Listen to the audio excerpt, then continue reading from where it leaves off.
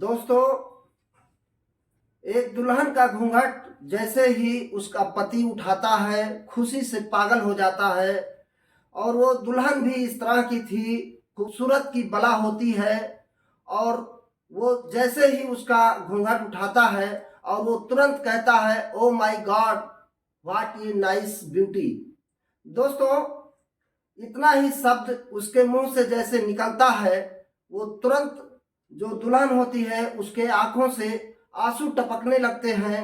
और तुरंत वहां पर जितने भी सामने रखे हुए चीज होते हैं वो आंखों से आंसू बदबदा के नीचे गिरना शुरू हो जाता है।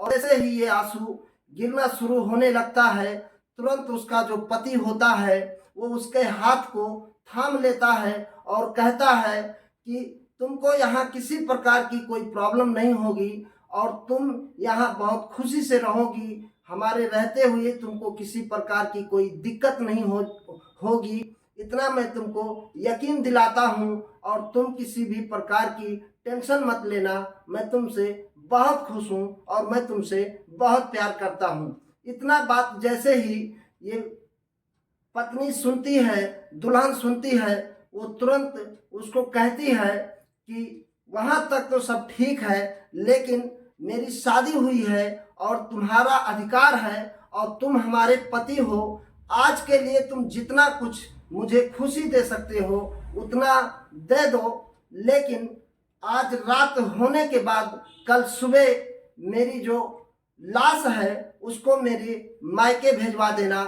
इतना ही मैं आपसे हाथ जोड़कर विनती करना चाहता हूं। नमस्कार दोस्तों, मैं हूं जगदीश गुप्ता। न्यूज सच तक की एपिसोड में मैं फिर से हाजिर हूं एक सच्ची कहानी को लेकर। दोस्तों, उम्मीद करता हूं कि आप लोग बहुत अच्छे होंगे, स्वस्थ होंगे, मस्त होंगे। कहानी शुरू करूं इससे पहले कि आपसे एक रिक्वेस्ट है, अगर आप चैनल पे नए हैं तो चैनल को सब्सक्राइब करें, बेल आइकन को प्रेस करें और अगर वीडियो अच्छी लगे तो लाइक और शेयर करें। दोस्तों, चलो कहानी को शुरू करते हैं। बस ये कहानी दोस्तों वाकई में अपने आप में एक बहुत ही अनोखी और बहुत ही रोमांचक कहानी है, जो आप थोड़ा समय देकर आप इसको सुनेंगे तो आपका तबीयत खुश हो जाएगा। तो चलिए कहानी को शुरू करते हैं। दोस्तों, ये कहानी है उत्तर प्रदेश का, और उत्तर प्रदेश का एक जगह लगता है बस्ती, और बस्ती जिले का एक जगह पड़ता है गौर थाना। और वहीं गौर थाना के आसपास में 4 लड़कियां होती हैं जो बीएससी में एडमिशन करवाती हैं बस्ती में। और गौर से बस्ती लगभग 20 किलोमीटर की सफर ये लोग तय करती हैं। चारों लड़कियां एक ही कास्ट की होती हैं, एक ही गांव की होती हैं, एक ही उम्र की होती हैं और चारों एक ही क्लास में बीएससी में स्टडी कर रही होती हैं बस्ती में जाकर के। दोस्तों, जब ये लड़कियां घर से निकलती हैं तो जाती हैं रास्ते में, एक जगह है वहां पे कुआनो नदी, और कुआनो नदी का एक पुल है जो वहां का दृश्य बहुत अच्छा है। वहां पर आने जाने वाले लोगों को बहुत अच्छा लगता है। वहां पे लोग रुक करके थोड़ा सेल्फी लेते हैं और थोड़ा सा गर्मियों के महीने में रुकने के बाद थोड़ा हवा लेते हैं और वहां का कुछ वातावरण उनको बहुत अच्छा लगता है। इसके बाद दोस्तों, जब ये लड़कियां निकलती हैं और कॉलेज जाती हैं, और कॉलेज जाने के रास्ते में जब ये जो नदी होता है, इस नदी के ऊपर में एक वहां पर 4 मछुआरे मछली पकड़ रहे होते हैं। उसमें से एक मछुआरा, एक लड़का होता है जिसका नाम सोनू निषाद होता है। दोस्तों, सोनू निषाद वहां पर भी मछली पकड़ने के लिए आया होता है। और उस जगह पे जो 4 मछुआरे होते हैं उसमें सोनू जो है बहुत अच्छा मछली पकड़ता है, बहुत ज्यादा पकड़ता है। उसके अंदर क्या कुछ ऐसा खास होता है जिससे कि वो मछली पकड़ने में माहिर होता है। दोस्तों, एक दिन का इत्तेफाक ऐसा होता है, ये लड़कियां वहां से गुजर रही होती हैं और सोनू वहां पर मछली को पकड़ रहा होता है, वो खींच रहा होता है। इतने में वहां से एक लड़की बोलती है और कहती है कि देखो, उस लड़की का नाम सरिता सिंह होता है और वो लड़की कहती है कि आप मछली बहुत अच्छा पकड़ते हैं और मुझे भी मछली पकड़ने का बहुत शौक है, इसलिए आप मुझे भी थोड़ा सा मछली पकड़ने में भी मेरी मदद कीजिए, मतलब मैं भी मछली पकड़ना चाहती हूँ। तो ये कहता है कि अरे छोड़िए ये सब बात, आप ये छोटी चीज़ क्यों सोच रही हैं और ये सब मछली आप क्या करेंगी पकड़ के, और आपको इसमें क्या इंटरेस्ट है। तो वो लड़की कहती है कि नहीं, मुझे भी मछली पकड़ने का शौक है और मैं भी थोड़ा सा आपके साथ मछली पकड़ना चाहती हूँ, मैं मछली खाती भी हूँ, इसलिए मुझे किसी प्रकार का कोई दिक्कत नहीं है, मुझे शौक है, मैं मछली पकड़ूंगी। फिर ये कहता है कि चलिए ठीक है, अगर आपको मछली पकड़ने का शौक ही है तो आप हमारे साथ आ जाइए, एक मछली फंसी हुई है और उसको हम खींचते हैं दोनों लोग मिल करके। दोस्तों, ये सोनू और सरिता दोनों मिल करके मछली एक फंसी होती है और उसको खींचने लगते हैं और खींचने के टाइम में उनके कुछ अंग उनको स्पर्श हो जाती है और आप उस चीज को समझ सकते हैं। इसके बाद में जब वो मछली को बाहर निकालते हैं, निकालने के बाद में ये सोनू कहता है कि आपने मछली तो निकाल दिया, लेकिन आप मछली भी लेके घर चले जाओ, आप बना के खा लेना, क्योंकि मछली जब खींचे हो, मेहनत किए हो तो आपका भी थोड़ा हक बनता है। दोस्तों, वो लड़की कहती है अरे मरवाओगे क्या, मैं हाथ में लेकर मछली कहाँ कहाँ घूमते रहूंगी, इसलिए मैं नहीं ले जा सकती हूँ। तो उसमें से एक सहेली कहती है कि अगर आपको बहुत ही ज़्यादा शौक है खिलाने का तो आप मछली को भून के खिला दो तो हम लोग खा सकते हैं। इसके बाद दोस्तों, ये लड़की अपने घर चली जाती है और ये जो सोनू निषाद होता है ये अपने घर चले आता है। बहरहाल दोनों लोग वहां पे मछली निकालने के बाद अपने अपने घर जब चले जाते हैं, इन दोनों के लिए थोड़ा सा एक प्यार दिल में जग जाता है और कहीं ना कहीं ये सोनू जो है सरिता के बारे में सोचने लगता है और ये सिलसिला वहां से स्टार्ट होता है। फिर दूसरे दिन जब ये लड़कियां वहां से कॉलेज जाने लगती हैं और ये वहां पर आता है फिर से मछली पकड़ने के लिए, फिर वहां से वो लड़कियां टाटा बाय बाय करते हुए चली जाती हैं और कहती हैं कि आज शाम को रहना और हम लोग कॉलेज से आएंगे और बैठकर कुछ थोड़ा बहुत फिर से बात करेंगे और फिर से मछली पकड़ेंगे। फिर ये सोनू जो होता है लड़कियों की इंतजार में वहां पे बैठा रहता है और मछली वगैरह भी पकड़ने लगता है। फिर लड़कियां स्कूल से छुट्टी होती है कॉलेज से और ये जब वापस आती हैं तो इसके पास फिर आती है, फिर वही बातचीत का सिलसिला शुरू होता है।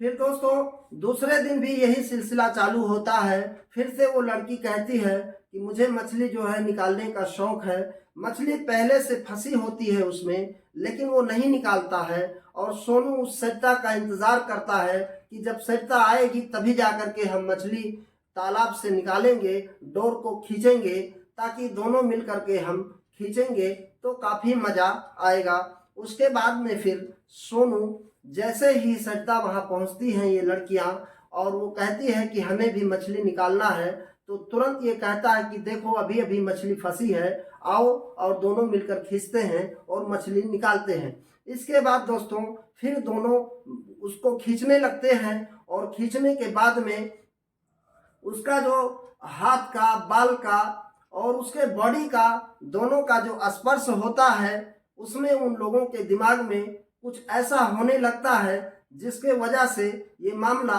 प्यार में बदल जाता है और ऐसा बदलता है कि फिर धीरे धीरे ये सिलसिला इस तरह से चालू जब होता है तो कहीं ना कहीं दोनों एक दूसरे को मोबाइल नंबर लेन देन करते हैं और बातचीत भी शुरू कर देते हैं। इसके बाद एक दिन ये कहती है कि ठीक है, आप एक काम करो, आज मछली को थोड़ा भून के रखना और हम लोग जब आएंगे तो शाम को मछली खाएंगे।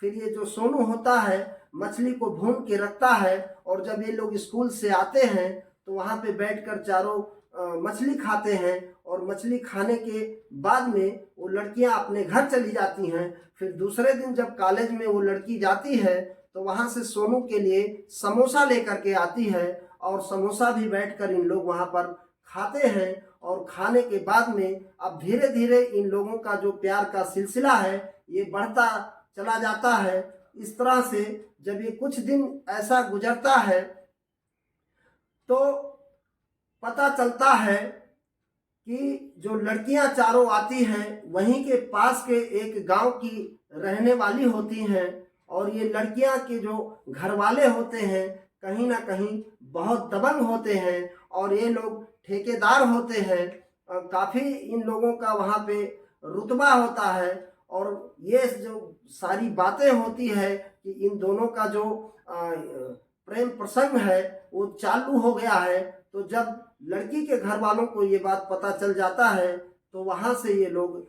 चले आते हैं उस पुल पर, और उस पुल पर पहुँचने के बाद में देखते हैं कि ये लड़की और ये जो निषाद होता है लड़का सोनू यहाँ पर बैठकर बातचीत करते हैं। और उसी बीच में जब इनके घर से आते हैं करीब 4, 6, 8 लोग, और आने के बाद में सोनू को धमकाते हैं और बहुत बुरा भला उसको बोलते हैं, और बोलने के बाद उसको 2-4 हाथ मार पिटाई भी करते हैं और कहते हैं कि तुमको बहुत ज़्यादा इक्स चढ़ गया है और तुम सुधर जाओ, नहीं तो हम तुमको यहीं पे मार के फेंक देंगे, पता नहीं चलेगा कि कहाँ जाओगे, इसलिए आज तुमको हम समझा करके छोड़ दे रहे हैं और दूसरी बार कभी इस तरह की गलती मत करना। दोस्तों, इसके डर के वजह से सोनू अब दोबारा वहां आना बंद कर देता है, लेकिन दोनों में कहीं ना कहीं इतना ज़्यादा प्यार मोहब्बत बढ़ जाता है कि एक दूसरे को कंट्रोल नहीं कर पाते हैं। दोनों फोन में बातचीत करने का सिलसिला चालू रहता है और 8-10 दिन गुजर जाता है। जब धीरे धीरे मामला थोड़ा सा नॉर्मल होता है तो फिर से ये सोनू मछली पकड़ने के लिए वहाँ पर चले आता है, और आने के बाद में ये लड़कियाँ फिर से वहीं कॉलेज पर जाने लगती हैं। तो रास्ते में जब मिलते हैं तो दोनों आपस में फिर से बातचीत करना शुरू करती हैं। तो ये कहता है कि तुम्हारे घर वालों का जो मामला था वो तो तुम देख ही रही हो, इसलिए हम लोगों को अब काफ़ी डर है कि कहीं हम लोगों के ऊपर कोई इस तरह का कोई घटना ना हो जाए या इस तरह से कोई मार पिटाई ना कर दे जिसके वजह से हम लोग कहीं के नहीं रह जाएंगे। फिर ये दोनों वहाँ पे बातचीत करते हैं, और बातचीत करने में वो निकल करके एक बात और भी सामने आता है। वो लड़की इसको पूछती है कि अच्छा ये बताओ, तुम यहाँ पर मछली पकड़ने के लिए क्यों आते हो, तुम तो और भी कुछ काम कर सकते हो। तो ये कहता है कि मेरी माँ का तबीयत खराब है और डॉक्टर ने उनको मछली खाने के लिए कहा है, तो हमारे पास खाली पीली थोड़ा टाइम होता है, इसके वजह से मैं मछली यहाँ से पकड़ कर घर में ले जाया करता हूँ। फिर वो लड़की पूछती है कि अच्छा एक बात और बताओ, और आप क्या क्या जानते हो। तो ये कहता है कि मैं डी फार्मा भी किया हूँ, और डी फार्मा करने के बाद मैं घर चला आया था, और आने के बाद में अब मैं ये मछली पकड़ रहा हूँ। इसके बाद मेरा आने वाला समय क्या होगा मैं खुद नहीं जानता हूँ कि क्या करूँगा। फिलहाल मेरी माँ का तबीयत खराब है, उनके वजह से मैं यहाँ पे मछली पकड़ने के लिए आते रहता हूँ। इतनी बात जब वो लड़की सुनती है तो उसको कहीं ना कहीं एक चीज़ और समझ में आता है कि ये जो सोनू निषाद है ये पढ़ा लिखा व्यक्ति है, और ये मछली भी पकड़ने आता है। तो मछली पकड़ना इसके माँ की तबीयत की खराब की वजह से पकड़ता है, इसमें ऐसी कोई बात नज़र नहीं आती है जिसके वजह से उसको परमानेंट मछली पकड़ने का काम ही हो। लेकिन फिर वो एक बात और भी कहता है कि मैं जात का केवट हूँ, मल्लाह हूँ, मेरा पेशा भी है मछली पकड़ना, इसलिए मैं और थोड़ा इंटरेस्ट से मछली पकड़ रहा हूँ, लेकिन इसमें ऐसी कोई मामला या ऐसी कोई बात नहीं है। इसके बाद दोनों आपस में बातचीत करते करते दोनों एक जगह मंदिर में जा करके शादी भी कर लेते हैं और मिलना जुलना शुरू करते हैं। फिर से उनके घर वालों की इस बात की और पता चल जाती है। उसके बाद फिर उनके घर वाले आते हैं दूसरे दिन, और लड़की और सोनू दोनों वहाँ पर बैठ करके बातचीत करते होते हैं। उसी बीच में उनके घर वाले जब वहाँ पहुँचते हैं, पहुँचने के बाद में फिर से सोनू की पिटाई करते हैं और इतना मार उसको मारते हैं कि सोनू उसी जो नदी होता है कुआनो, उसी में कूद जाता है, और कूदने के बाद अपना जान बचा करके भाग जाता है। इसके बाद फिर लड़की को भी घर में समझाया बुझाया जाता है और सोनू को भी तमाम प्रकार से मार पीट के धमकाया जाता है। लेकिन प्यार तो प्यार होता है, ये तो ऐसा होता है कि एक बार जिसको लग जाता है ये वही जानता है और इसको शब्दों में बयां नहीं किया जा सकता है। दोस्तों, इसमें फिर होता क्या है कि अब जो लड़की होती है, उस लड़की के जो घर वाले होते हैं वो इतने दबंग किस्म के आदमी होते हैं कि उस सोनू के ऊपर में इन लोग फर्जी मुकदमा करके और थाने में FIR लिखवा देते हैं और सोनू वहाँ से 2 से 3 महीने के लिए जेल चला जाता है। और उसी बीच में इनके घर वाले लड़की के एक जगह पे शादी फिक्स कर देते हैं। दोस्तों, लड़की की शादी उत्तर प्रदेश का एक जगह पड़ता है बलरामपुर जिला, और वहीं बलरामपुर जिले में लड़की का जो सरिता सिंह होती है उसकी वहाँ पे शादी फिक्स कर दी जाती है और वहाँ पर वो चली जाती है। उसकी जब शादी तय हो जाती है तो वो लड़की इसको अपने जो इसका जो प्रेमी होता है, निषाद जो होता है, इस निषाद के पास में वो एक लेटर लिखती है और लेटर वो लिखती है कि हमारी शादी हमारे घर वालों की मर्जी के हिसाब से फिक्स कर दिया गया है बलरामपुर में, और मैं ससुराल तो जाऊंगी मात्र घर वालों के रस्म रिवाज के लिए, घर वालों के बात के लिए, घर वालों के इज्जत के लिए, मर्यादा के लिए मैं मना तो नहीं कर सकती हूँ, लेकिन मैं यहाँ से जाऊंगी और दूसरे दिन मेरी जो डेड बॉडी है, मेरा जो मरा हुआ शरीर है, वो वापस हमारे मैके आएगा, क्योंकि मैं वहाँ पे जिंदा नहीं रह सकती हूँ। बिना आपके मैं जिंदा नहीं रह सकती हूँ। अगर जिंदगी में मैं जिंदा रहूँगी तो आपके साथ ही रहूँगी, वरना मुझे जिंदगी जीने का कोई मतलब नहीं है। इसके बाद में है तो जेल से उस टाइम ये छूट करके घर पहुंचा ही होता है कि उसी दरमियान इसकी शादी जब तय हो जाती है बलरामपुर जिले में, तो शादी करके जब ये लोग वहाँ पर पहुँचते हैं तो जस्ट आगे पीछे थोड़ी ही देर में सोनू भी अपने प्रेमिका के पास उस जगह पे पहुँचता है, बलरामपुर जिले में पंकज सिंह के यहाँ पहुँचता है। जिस लड़के के साथ शादी होती है, उस सरिता सिंह की शादी जिस लड़के के साथ होती है, उस लड़के का नाम पंकज सिंह होता है और पंकज सिंह के घर ये सोनू पहुंचता है। और पहुंचने के बाद में उस दिन वहां पर जा कर के उस पंकज सिंह के पास मुलाकात करता है और मुलाकात करने के बाद में दोनों बातचीत करने लगते हैं।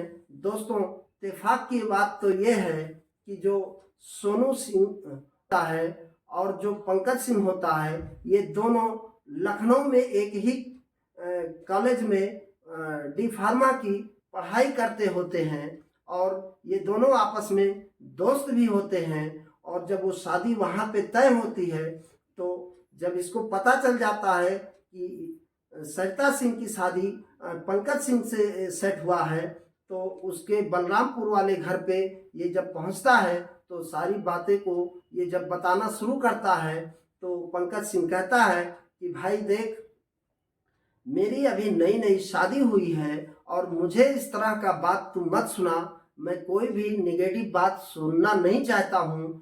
क्या हुआ क्या नहीं हुआ कैसा हुआ इससे हमें कोई लेना देना नहीं है, लेकिन अभी फिलहाल मैं शादी किया हूँ और शादी करके मैं खुश हूँ, इसलिए मुझे यहाँ पे किसी भी प्रकार का मेरे दिमाग में तू टेंशन मत डाल। लेकिन ये जो निषाद होता है ये उसको समझाने की कोशिश करता है और कहता है कि भाई तो मेरे साथ इस तरह का वाकया हुआ है। तो वो कहता है कि अगर तू लड़की से इतना ही प्यार करता था तो क्यों नहीं शादी कर लिया था, और तू अब ये सब हो चुका है तो आज आकर मुझे तू इस तरह का बात बताता है और मेरे साथ इतना दिन से तू रहता था, लखनऊ में भी पढ़ाई करता था, तुमने तो लड़की की बात मुझे एक दो बार बताया था, लेकिन इसके बारे में कुछ ऐसा जिक्र नहीं किया था कि मैं एक लड़की से प्यार करता हूँ और शादी भी कर लिया हूँ। तो आज ये सब बात सुनने का मुझे कोई आवश्यकता नहीं है। तुम जहाँ भी रहो अच्छे से रहो, मेरे बीच में किसी भी प्रकार की दखल अंदाजी मत करो। फिर ये जो सोनू होता है, ये काफ़ी परेशान हो करके उसके पास जाता है, और जाने के बाद में जब उसके घर पहुंचता है बलरामपुर में, ये तुरंत बेड से कूद कर इसके गले लग जाती है जो सरिता सिंह होती है, और वहीं पर ये तीनों बैठ करके बातचीत करना शुरू कर देते हैं। और जो बातचीत का सिलसिला चालू होता है तो ये अपना लेटर निकालता है, और लेटर निकाल करके पंकज सिंह को दिखाता है और कहता है कि देख लो, मैं पहले से भी इनके साथ प्यार करता हूँ, इससे शादी भी कर लिया हूँ, लेकिन मेरे साथ इन्होंने ज़बरदस्ती किया, इनके घर वालों ने मेरे ऊपर ज़बरदस्ती का मुकदमा लगवा दिया और मैं जेल चला गया। और जब इनकी शादी फिक्स हुई तो मुझे एक लेटर दिया गया था, और इसने मुझे लेटर भेजा भी था कि मेरी फला डेट को शादी है और तुम शादी में ज़रूर आना, और मैं ससुराल एक दिन के लिए आ रही हूँ, और उसके दूसरे दिन जो मेरा लाश है वो मेरा लाश मेरे घर पहुँच जाएगा।